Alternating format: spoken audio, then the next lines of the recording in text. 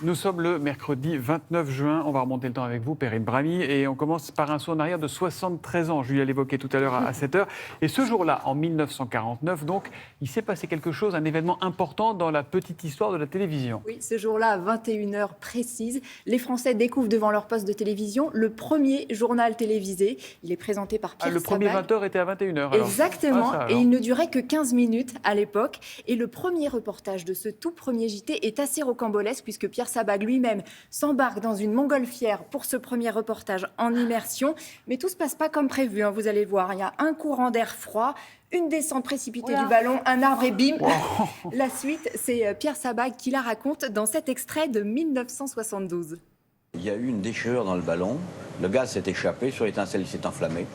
Alors 1500 mètres cubes de gaz qui brûlent, ça fait un très beau chalumeau. On a arrêté les trains dans la région. Enfin, on a coupé le courant partout, une véritable catastrophe nationale, comme vous voyez, premier journal. Et j'ai même été accusé d'avoir pris mon briquet et d'avoir fumé ma pipe, et comme rien ne se passait, d'avoir jeté ma pipe dans la cheminée de gaz. Pour provoquer l'événement. Pour provoquer l'événement, on fabriquait l'événement. Bien non, pas du tout. Ça a été le premier.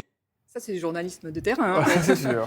Alors, deuxième escale avec vous, Perrine, le 29 juin 1972 et la disparition d'un chanteur, Bobby Lapointe. Oui, le papa de la maman des poissons s'est éteint à l'âge de 50 ans seulement ce jour-là. Une chanson truffée de jeux de mots et aussi parfois de couplets assez imprononçables. Je vous propose juste un petit extrait pour le plaisir de Takati Takité. Nous sommes en 1967.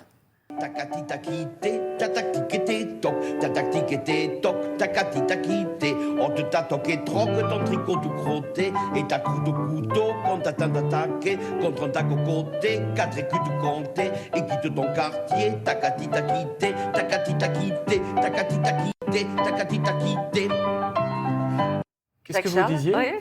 Alors, c'est un génie, Bobby Lapointe. J'ai entendu qu'il avait inventé un système en base 16, un système qui aurait été à l'origine du calcul informatique en octets.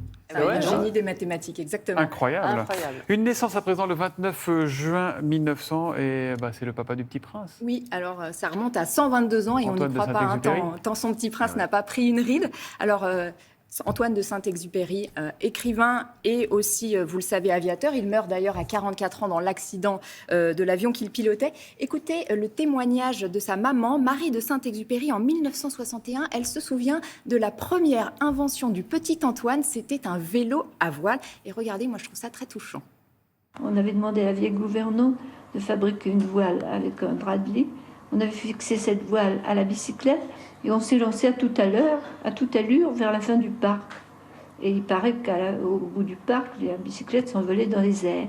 Ça, c'était la première expérience d'aviation. On l'imagine, le petit Antoine sur son petit c'est vélo. trop mignon. Mais depuis la sortie du Petit Prince, on a quand même l'impression que le personnage est plus connu que l'auteur. Exactement. Alors c'est aujourd'hui un phénomène mondial. Le Petit Prince est traduit dans 500 langues différentes. Il s'en est vendu depuis sa sortie 200 millions d'exemplaires. Ça reste le livre préféré des Français. 143 000 visiteurs ont d'ailleurs visité l'exposition événement qui vient de se terminer au musée des Arts Déco à Paris. Voici mon secret. Il est très simple. On ne voit bien qu'avec le cœur. L'essentiel est invisible. Ça fait du bien. Merci Perrine, on marque une petite pause de pub et on se retrouve juste après.